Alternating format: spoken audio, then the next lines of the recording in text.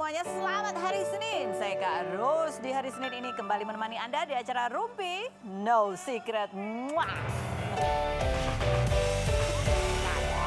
Jadi yang ngagetin kita tadi adalah Daniel yang menemani kita seperti biasa, dan tentunya juga sudah hadir beberapa bintang tamu yang akan berbagi ceritanya.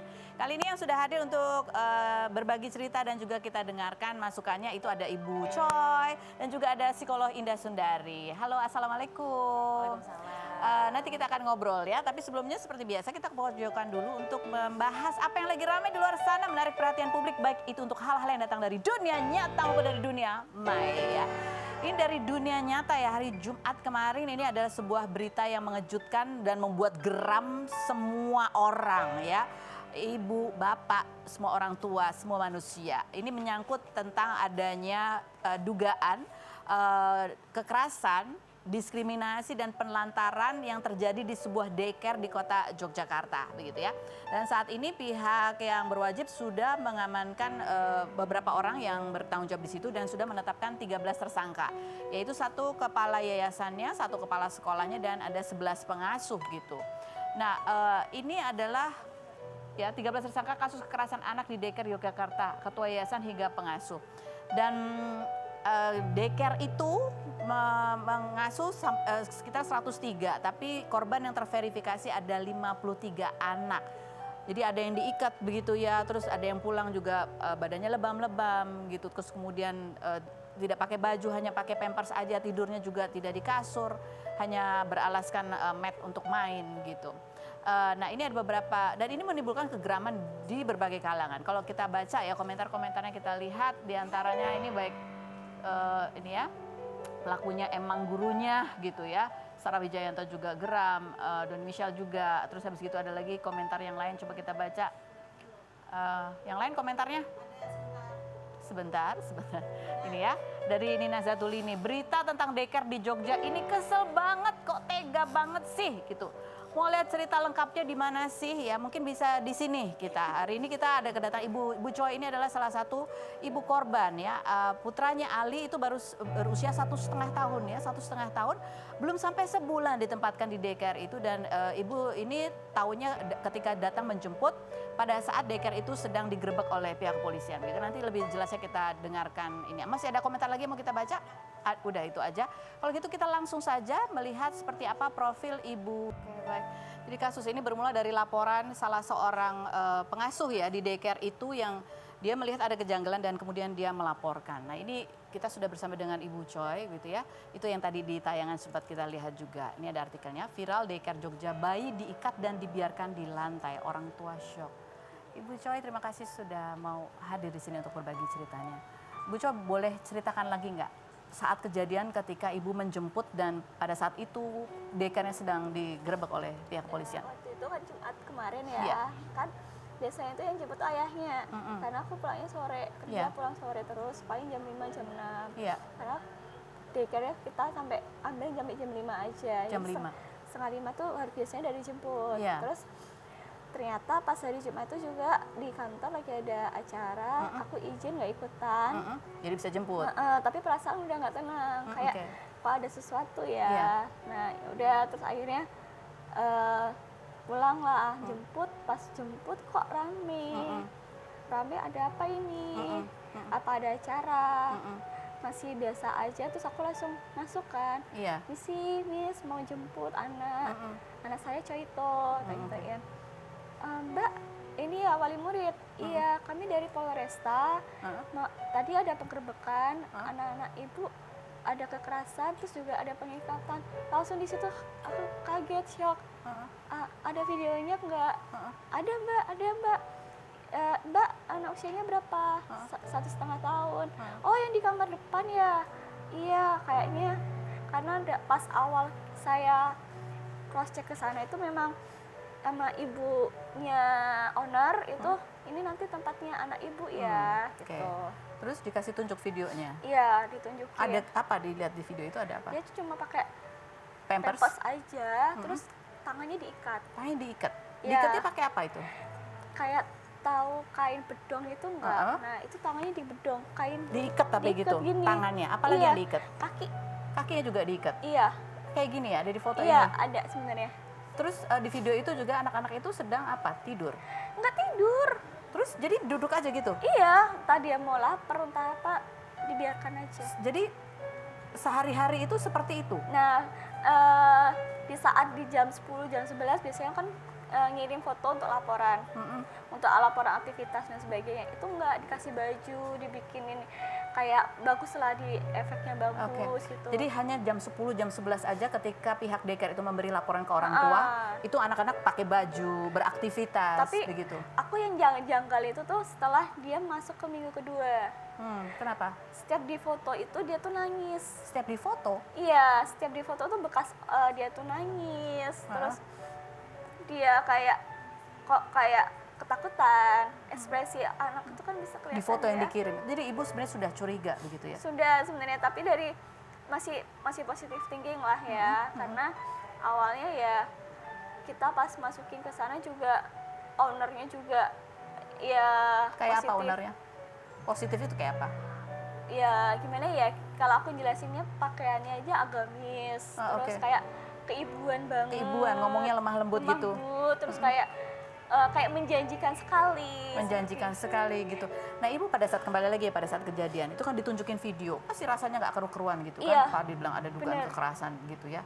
Terus langsung telepon ayahnya, ya kenapa? Pokoknya sekarang kesini. Kenapa? Tapi itu Pokoknya belum sini ketemu anaknya? Belum. Oke. Itu anakmu lagi disiapin kayaknya. Disiapin. Terus pertama kali ketemu anak di situ? Peluk, nangis.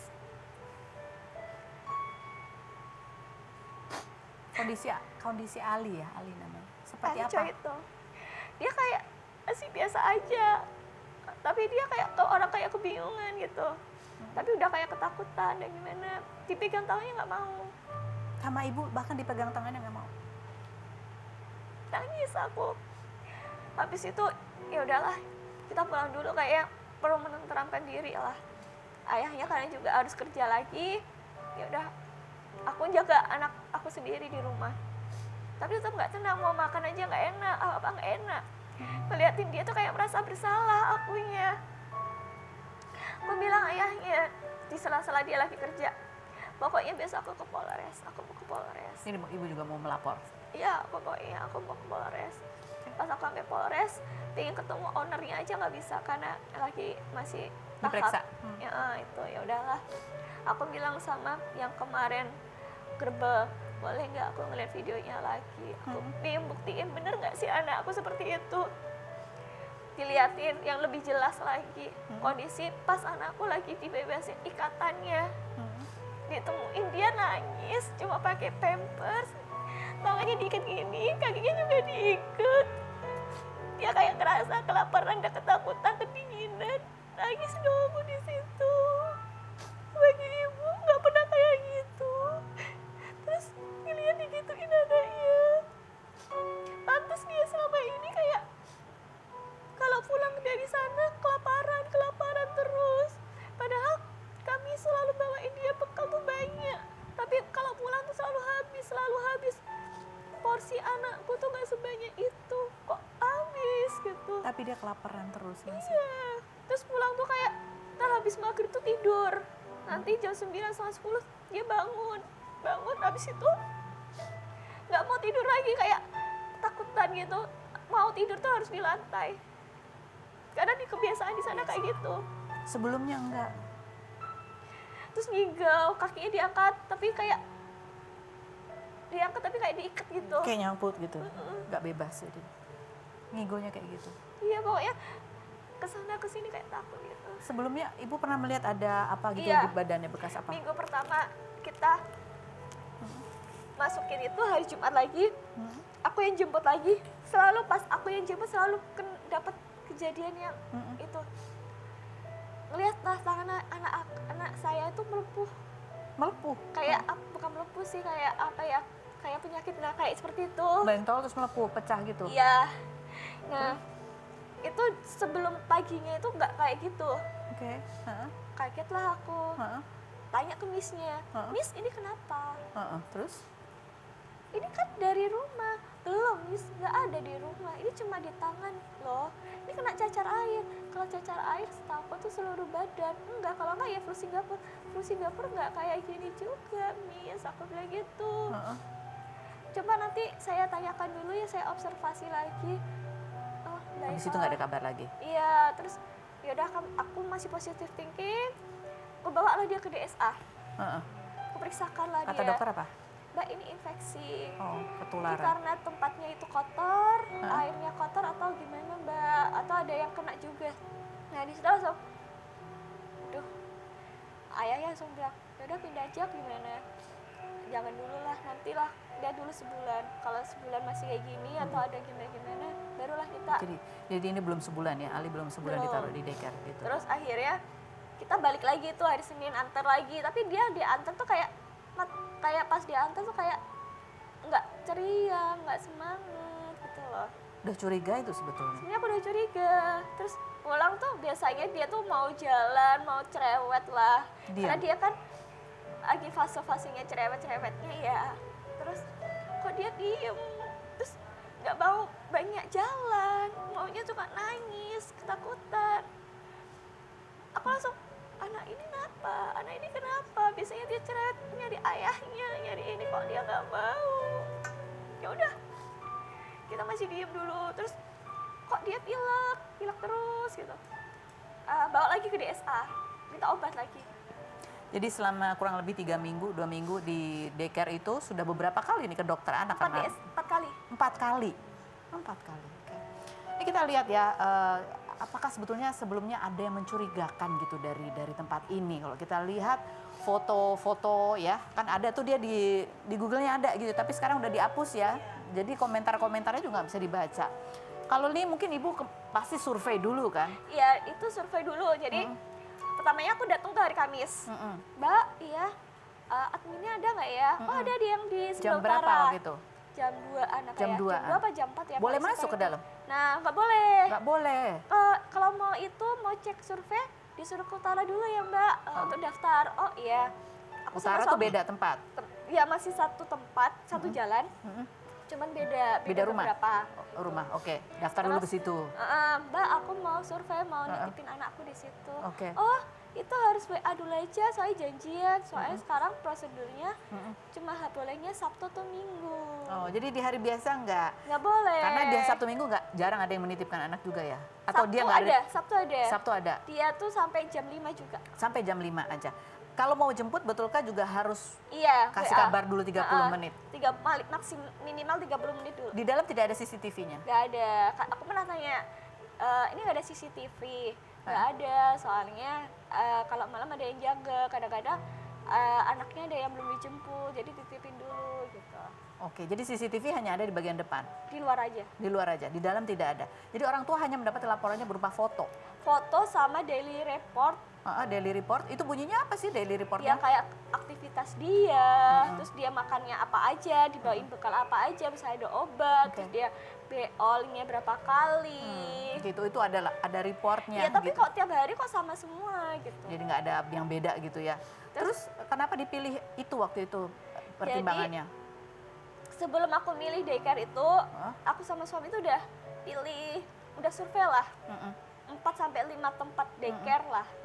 Yang dekat daerah rumah, deket-deket kantor. Ini yang paling dekat? Terus ada 2 tempat sebenarnya, ada 2 tempat yang menurut kami itu bagus. Ya salah satunya adalah yang nomor 2 itu yang di Little Aresa ini. Kenapa pilihnya airnya Little Aresa? Karena yang pertama yang nomor 1 ini budgetnya menurut kami terlalu gede ya. Berapa kalau boleh tahu? 3 jutaan untuk 3 juta. SPP-nya sendiri. SPP-nya udah termasuk makan kah? Belum? Itu udah, cuman untuk yang lain-lainnya belum. Oh, yang lain-lainnya belum. Oh, udah termasuk makan, tapi yang lain-lain belum. Kalau yang Little Aresa ini? Little Aresa ini 1.100.000. 1.100.000, tapi belum termasuk makan. Udah.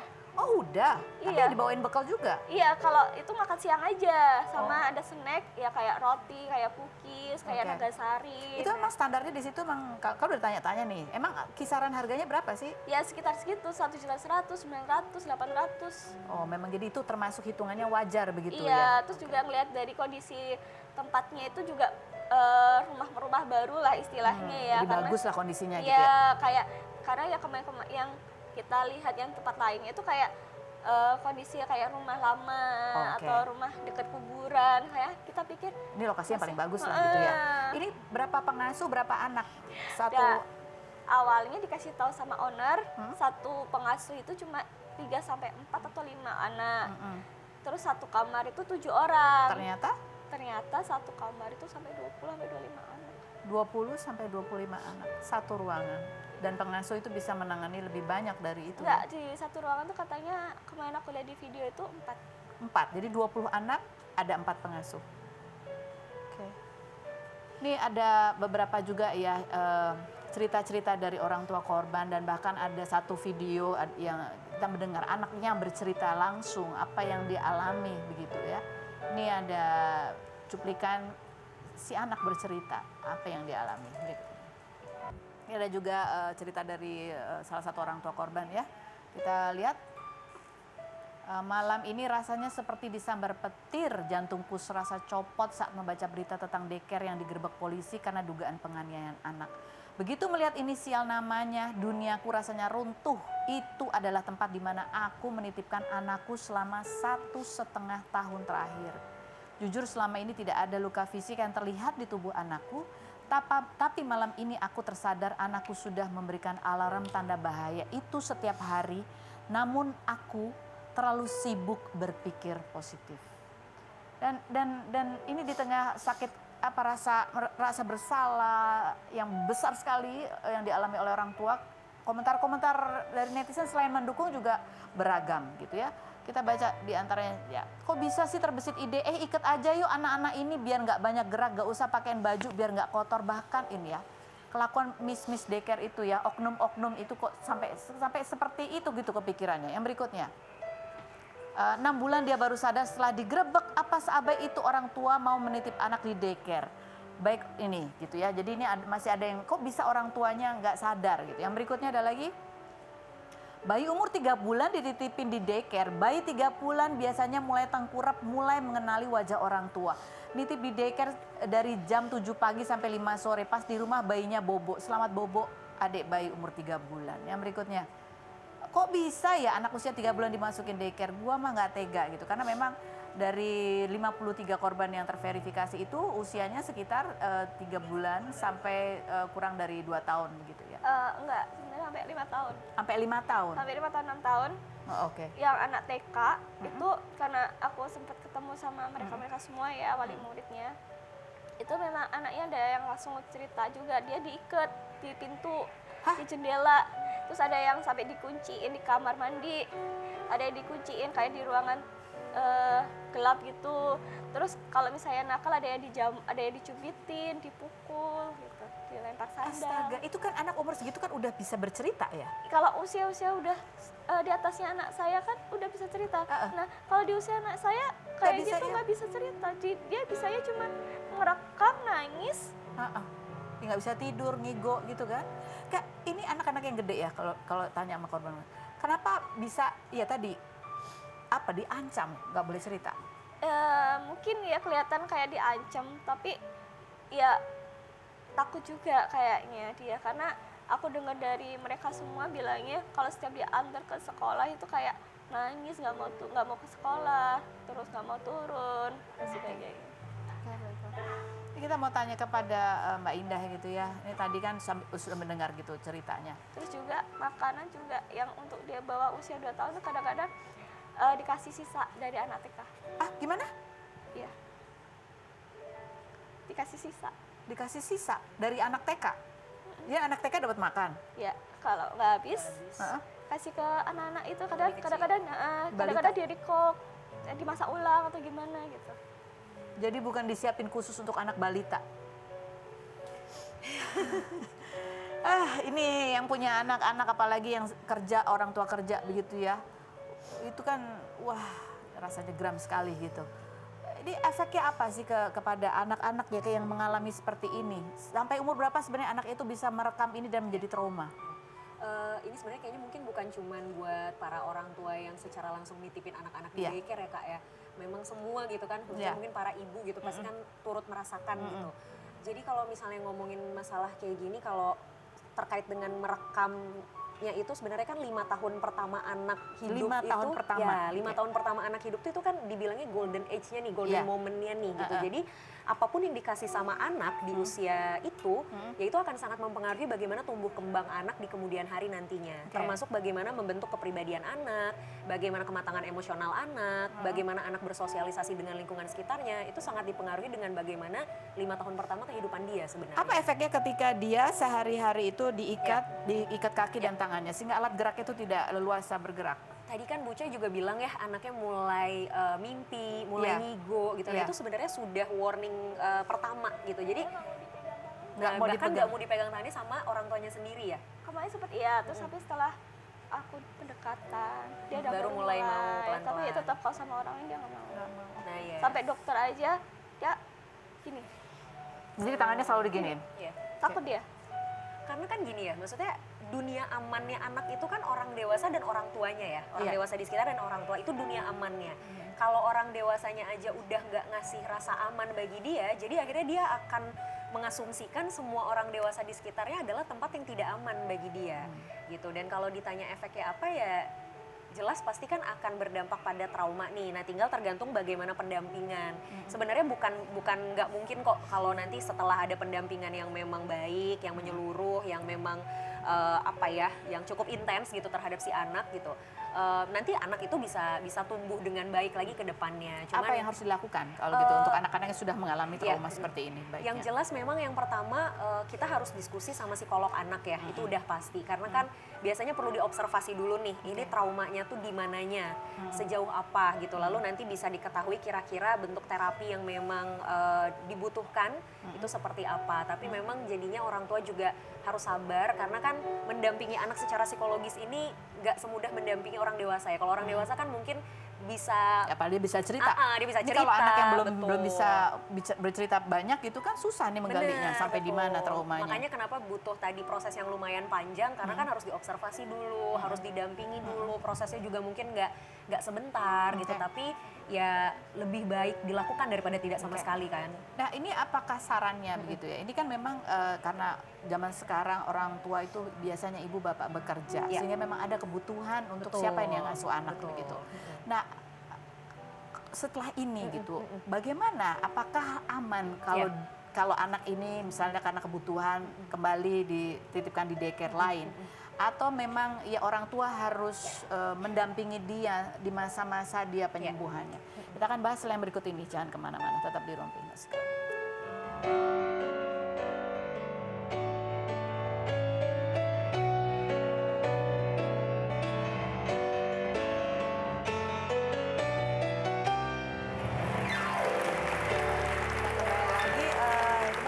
Masih seputar kekerasan yang terjadi di sebuah daycare begitu ya. Tadi aku tanya, ini sudah bergabung juga ada Mama Iis di sini. Ini mama-mama yang juga ikut gerak. Jengkel geram. Aku bilang sih itu orang kita coba ikat dulu 24 jam. Dia merasakan apa yang anak-anak kita rasa ya. Iya, betul.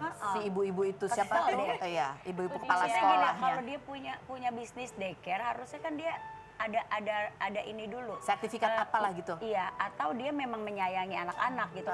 Kalau cuma mikirin dapat duitnya ya kayak gitu. Iya, betul. Iya kan? Ini kan setelah kejadian kayak begitu ada trauma nih anak-anak. Tadi Indah juga bilang, ini salah satu tanda ya kalau anak-anak itu ada mengalami apa yang tidak wajar, itu kalau sudah mulai ngigo. Iya, benar. Karena Itu kan harus sebenarnya apalagi kalau anak yang belum bisa ngomong lancar ya gitu kan. Tidurnya anak itu kan sebenarnya alam bawah sadar ya. Alam bawah sadar yang ibaratnya itu sesuatu yang nggak dibuat-buat gitu apa adanya. Jadi kalau misalnya kita ngelihat nih, kita perhatiin nih anak kalau misalnya dia tidurnya ngigo, terus konsisten tuh ngigonya sama dan kelihatan kayak ketakutan, itu berarti ada sesuatu nih harus kita cek. Sehari-harinya dia kenapa? Sehari-harinya dia ngapain? Terus mulai narik diri dari lingkungan sekitarnya ke orang-orang yang tadinya tuh dekat tapi dia kayak mulai canggung, atau yang tadinya ceria terus malah jadi kelihatan kayak murung. Nah, itu tuh sebenarnya udah jadi warning buat kita, udah jadi tanda-tanda untuk kita. Ini untuk para korban, ini kan ya kita nggak pernah tahu nih orang tua kepengennya pasti ngasuh sendiri gitu. Apakah aman untuk kemudian selanjutnya tuh gimana? Orang tua harus diasuh sendiri atau boleh dititipkan ke daycare, gimana caranya? Sebenarnya kalau dibilang aman atau enggak, ya sebenarnya harusnya aman ya. Karena kan daycare ini kan tujuannya memang untuk membantu. Namanya daycare gitu, care loh gitu kan. Harusnya care ya. Harusnya care gitu, sebenarnya harusnya aman. Tapi kan balik lagi gitu, tentu kan semua orang tua juga nggak mau mengalami apa yang kejadian seperti yang terjadi di Jogja ini kan gitu. Ibaratnya kayak ya, pasti kan kita juga udah berusaha ngecek dulu gitu, survei dulu, nggak tahu amit-amit kalau ujungnya ternyata jadi seperti ini gitu. Jadi Tapi sebenarnya kan dulu aman. ada pernah kejadian loh yang di Depok, ingat Nah, gak betul. sih? Iya, Ya itu kan? juga serem. Jadi emang kalau kata aku mah emang daycare itu apa namanya, izinnya kemana sih? Ada harusnya Saya tuh bilangnya tuh ada izinnya. mereka bilangnya ada, Ada tapi izinnya. ternyata nggak ada. Maksudnya kalau zaman sekarang tuh orang Bisa tua tuh dicek. harus nggak, Harus aku bilang yang lebih itu tadi ini. minta link CCTV, CCTV.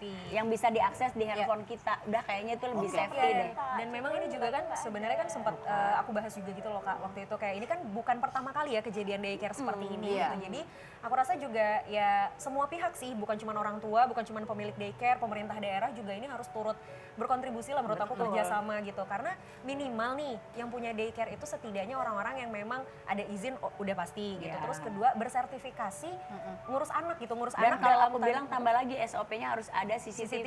betul. Iya betul, betul. Ini Daniel juga anaknya ya, Di daycare. punya pengalaman juga di daycare gitu. Itu ada CCTV-nya juga ya. Nah, Ya Jadi kan? bisa Itu lihat yang all the paling- time gitu, bisa di ini. Iya, udah paling enak sih Ya, begitu karena deh. kalau sertifikasi ini kan katakanlah misalnya terapis anak, DSA atau psikolog anak, setidaknya mereka kan punya kode etik yang melindungi mereka untuk amit-amit melakukan tindakan-tindakan yang tidak seharusnya Oke. gitu. Oke. Dan selanjutnya ini adalah tadi ini kan kalau kita lihat komentar orang menyalahkan orang tuanya. Kok orang tuanya bisa gitu nggak sadar anaknya ada apa-apa perubahan. Itu kan menimbulkan trauma tersendiri juga ya buat Pasti, orang tua ya. pasti. Rasa bersalah Rasa itu bersalah kan pasti. nggak enak ya Bu Coy ya gitu. Ini berarti orang tua pun butuh juga pendampingan. Iya butuh. Sebenarnya kalau dalam permasalahan ini tuh bukan cuman anaknya aja yang butuh didampingi, tapi orang tuanya juga. Ya, Karena karena pasti pasti ada perasaan bersalah, bersalah. ya. Belum lagi kan ya netizen ya gitu, kita nggak bisa kontrol gitu kan. Orang-orang ya bebas berpendapat dan kadang mungkin kan orang juga nggak paham gitu ya, pilihannya Bu Coy ini tuh ada pertimbangannya loh gitu. Mungkin kalau dia bisa milih sih ya pengennya anaknya tiap hari 24 jam sama dia pasti Pasti, gitu kan. Tapi kan dengan segala kita nggak tahu kebutuhan dan situasi setiap orang seperti apa gitu. Jadi dalam situasi kayak gini sih kalau aku sih pengennya ya alangkah lebih bijak, kita nggak perlu nyalahin ibunya dulu deh sekarang gitu. Jangan nyalahin ibunya, jangan nyalahin ayahnya. Apapun kemarin yang mungkin dilakukan ya cukup jadi pembelajaran gitu, tapi kasih dukungan lah gitu loh Oke. dalam situasi kayak Karena gini. memang tidak bisa disalahkan kalau kok bisa gini. Karena tadi juga ya salah satu orang tua yang cerita bahwa dia selalu dengan berpikir positif. Positif. Karena informasi yang selalu diberikan kepada orang tua ini adalah hal-hal yang positif. Ibu yang lemah lembut ngomongnya, ya kan, baju yang seolah-olah terlihat Ternyata dia ini baik-baik punya gitu. ini ya, ternyata dia bipolar ya. Ya, suasana rumah yang apa gitu kan, itu kan informasi yang bertentangan, jadi itu kan ada pertentangan Ya, gitu ya, dan ya. ada harapan di situ bahwa anaknya baik-baik aja, sehingga selalu positive thinking. Jadi kita nggak bisa nyalahin, tapi kita harapannya dengan kejadian ini menjadi pembelajaran buat siapapun bahwa kita harus lebih galak juga mungkin ya. Kalau nggak ada CCTV, oh nggak usah. Iya, gitu jangan, ya. Kalau nggak bisa jangan, diakses ya. CCTV, kalau harus 30 menit dulu kalau mau Kalau jemput dia- ngasih tahu, tanya Iya. kenapa, ada apa, Dia- 30 menit mau ngapain gitu kan. Betul. Udah pokoknya dia kalau punya mau bikin daycare harus ada CCTV, Oh udah iya, titik dah gitu. sama harus ada izinnya. Kalau nggak ada izinnya, Heeh. kita marahin yang kenapa bisa buka kok nggak ada izin bisa Ember. buka gitu ya. Ibu Coy dan Indah, terima kasih sudah sharing. Tapi Iis jangan kemana-mana, kita mau masih interogasi kamu ya. Kita lihat dulu profilnya Iis Dahlia berikut ini. Baik, kita sudah bersama dengan Iis Dahlia yang kemarin datang ke kondangan nih Ibu ya. Kita mau lihat suasana kondangan pernikahannya El dan Syifa Haju yang mengundang penyanyi Brian McKnight. Wow, kita lihat ya. Aku aja kaget loh. Oh iya. Ibu Is, gimana? Ini pasti penonton yang seumuran bapak-bapak kaget. ibunya lihat Ya, Brian aku- McKnight. Ada Brian tuh aku kaget. Aku lagi ngobrol kan, lagi cerita-cerita di meja gitu kan. Tiba-tiba ada satu adiknya sahabat aku tuh, aku mau ke depan mau lihat-lihat gitu kan. Ya udah sana. Terus pas ada yang nyanyi, aku pikir lagian gue bilang siapa yang nyanyi sih, sampai dia mau lihat kan ada kayak gini nih, kayak monitor gitu monitornya. ya. Gitu gue lihat, kok dia berasa lagi nonton Java Jazz gak sih? Terus langsung ke depan ikutan juga ke panggung? Enggak, karena kan ada kamera, ada ini juga, monitor juga di situ. Kita sampai besar. ini ya, sampai ngecek ya, itu mendatangkan Brian McKnight itu berapa Kepo gitu ya. banget sih kepo Anda. dong, ada ternyata ya. Biaya mengundang Brian McKnight diperkirakan berkisar 75.000 hingga 150 US. Jadi dengan kurs berapa ini, 17.000 sekian? Sekitar 1,2 miliar baru. hingga 2,5 miliar atau lebih. Angka ini belum termasuk biaya teknis atau ridersnya ya. Emberan. Ibu, emang Selama kaget ini udah sih. pernah ketemu artis siapa aja di kawinan? Artis internasional luar negeri ya? Oh ada yang waktu zamannya Pak Hate kan juga dulu ada kan. Siapa? Siapa ya? Lupa gue. Pokoknya Ada terkenal lah aja beberapa, gitu ya. iya. Oke.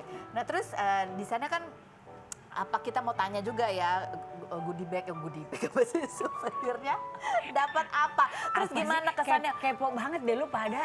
Souvenir itu kemarin tuh apa sih? Udah dibuka Ada belum? brand soalnya. Udah deh, kan gue udah kirim tuh fotonya. Ada. Apa sih? Ini bisik-bisik setelah berikut ini kita bahas jangan kemana-mana. Tetap di Rumpi Indo Secret.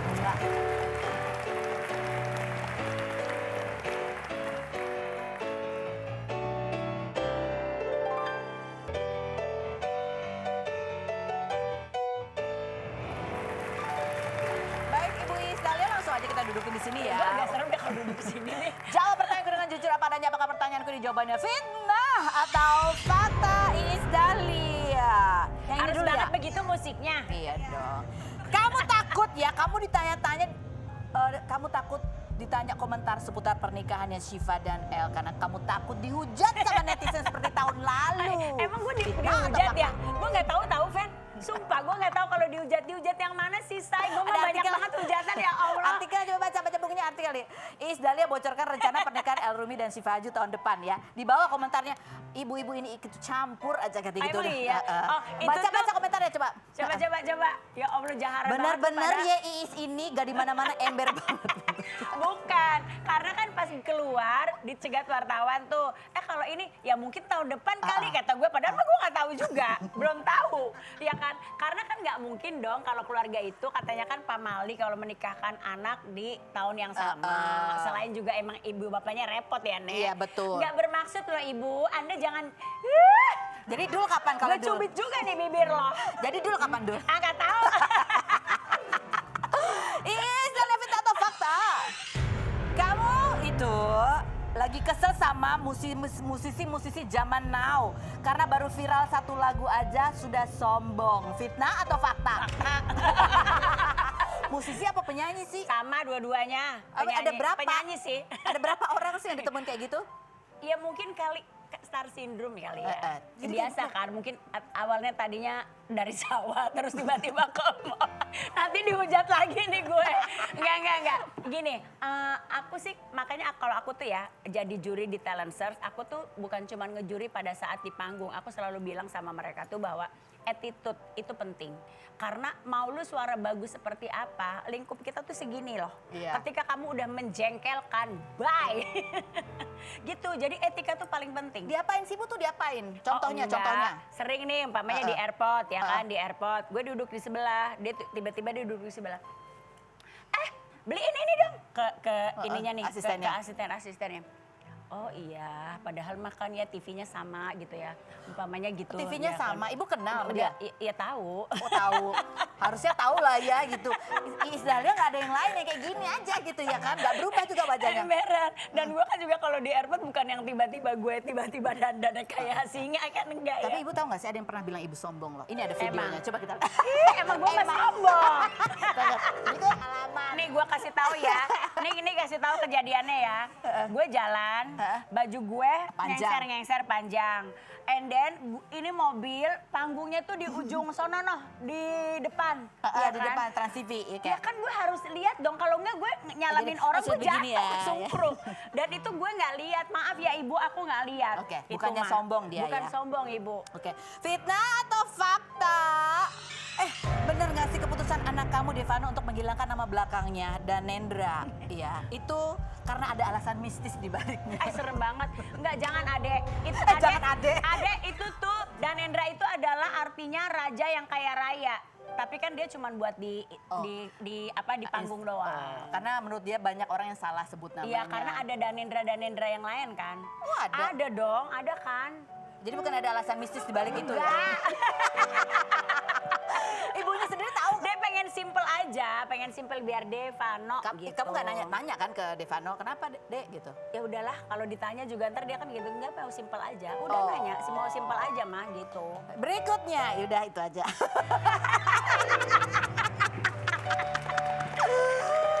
Iis, terima kasih banyak. Udah Sama-sama. seru banget. Besok undang lagi dia biar rame. Ini masih ada banyak pertanyaan. bersama kami hari ini. Kita udah bahas tadi ya berita yang lagi viral ramai. Semoga menjadikan kita lebih waspada. Ya. Tidak usah menyalahkan korban. Karena yang namanya Ya. korban itu sendiri sudah menyalahkan dirinya sendiri tuh orang tuanya. Ya. Udah berat banget itu rasanya Dan ya. ingat harus ada CCTV. Ingat, ini menjadi Ya, pembelajaran. Kita ambil ya, hikmah CCTV. baiknya aja ya. Kita ketemu lagi setiap hari ya di acara Rumpi No Secret. Ya. Enak banget.